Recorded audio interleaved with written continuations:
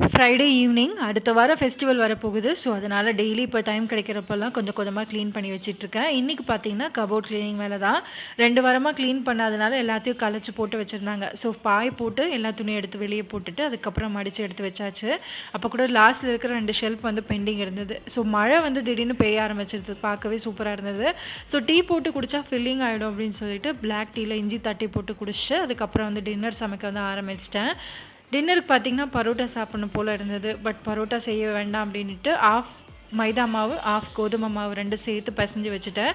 இந்த மக்கானா வந்து ஸ்வீட்டா செஞ்சு குடுத்தா யாரும் வீட்ல சாப்பிடவே மாட்டேங்கிறாங்க. ஸோ, அதனால கிரேவி வந்து பார்த்துருந்தேன் ரெசிபி.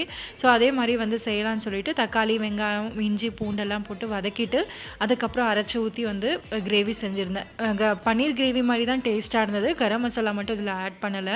ஸோ, கொஞ்சமா தண்ணி சேர்த்துட்டு கொதிக்க வச்சுட்டு சப்பாத்தி வந்து ரெடி ஆயிடுச்சு. சுட சுட டின்னரும் சாப்பிட்டாச்சு. தேங்க்ஸ் ஃபார் வாட்சிங்.